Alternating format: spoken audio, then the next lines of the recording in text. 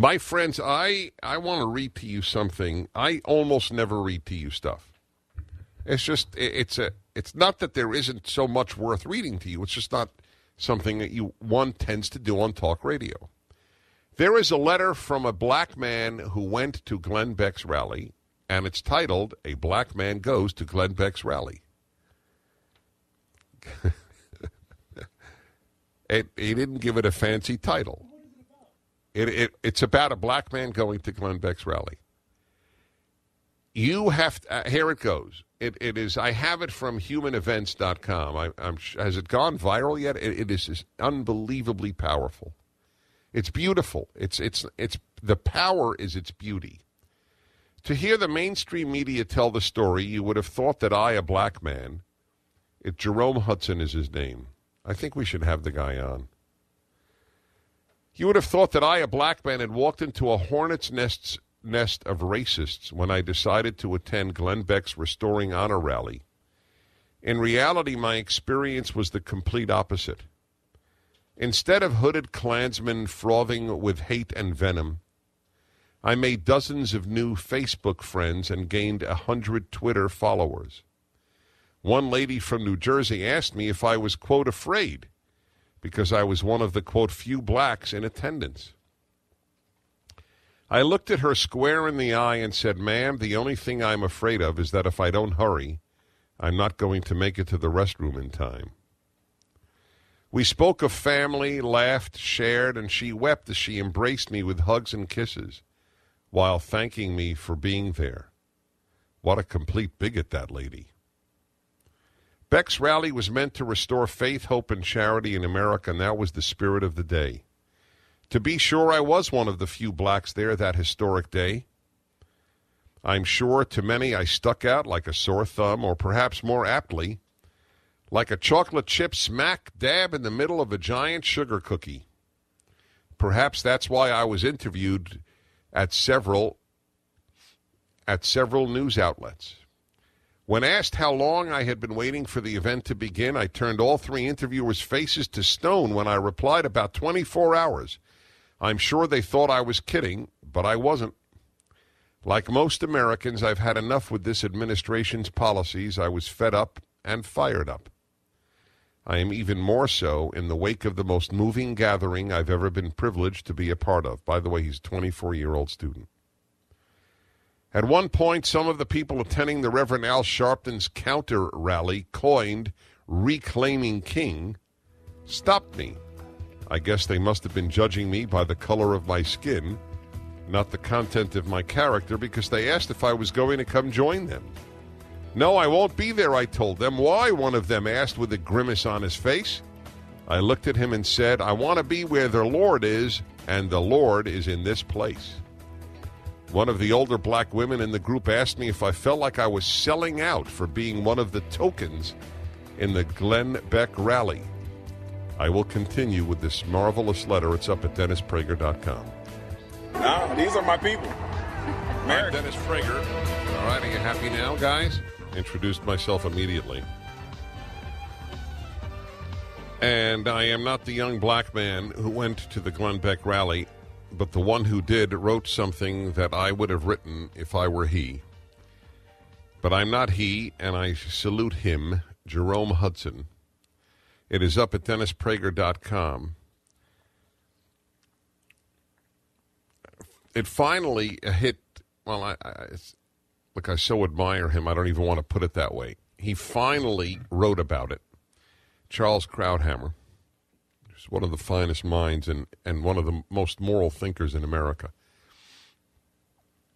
And it is something that I have been saying, as you all know, for years, even giving it an acronym, 6HERB: sexist, Islamophobic, xenophobic, homophobic, intolerant, racist, bigoted.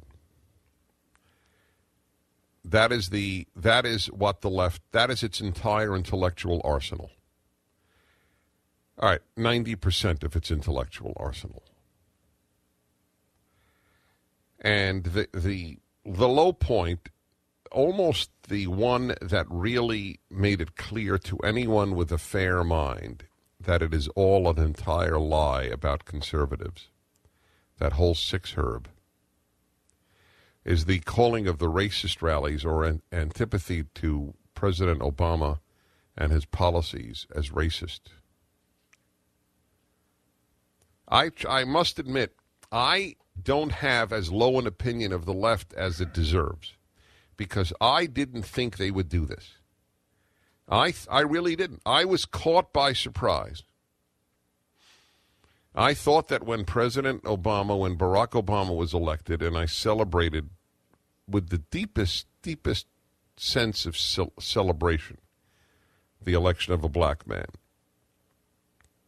to the presidency of the United States, I really expected that the left would finally drop the crutch, the lie, the staggering lie of the racism of the right.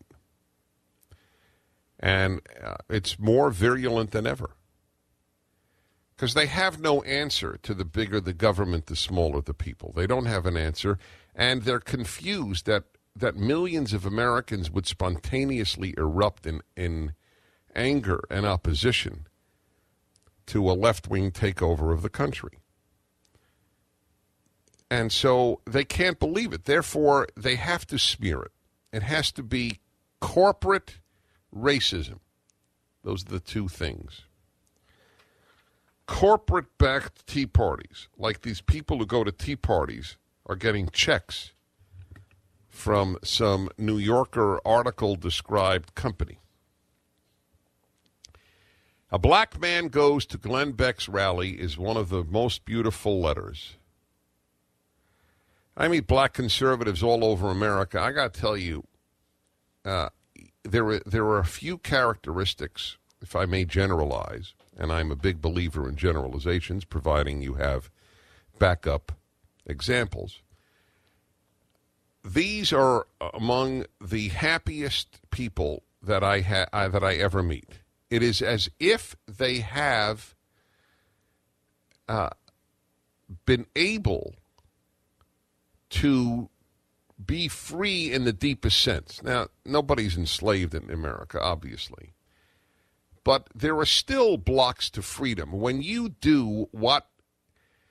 think, talk, and act like your community, whatever your community is, and not have question, even if it's noble, you're not fully free.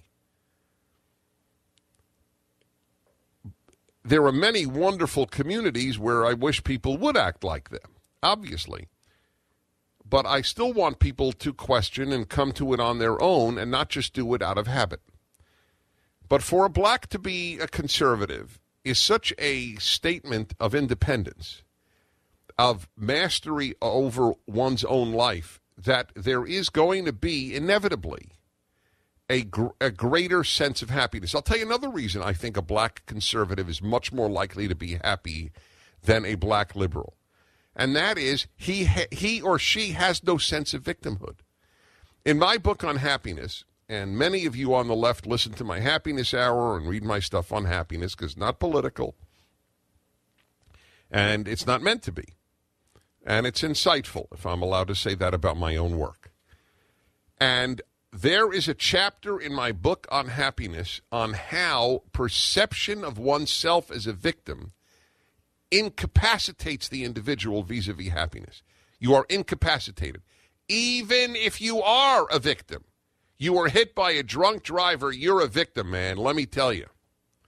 But if your self-identity is primarily that of a victim, you can't be happy. It's just, that's the way life works. The less you think of yourself as a victim, the happier you are. A black on the left, which is the vast majority of blacks politically, not socially, but politically, it has imbibed the belief that he or she is a victim of institutional racism. The reason I say institutional is that, let's be honest, individual instances of racism are so rare in the United States that it can't possibly be that. And so it's now a new thing. It's called institutional, or they even have environmental racism. You haven't heard that? Sean, you don't listen carefully to the Dennis Prager Show.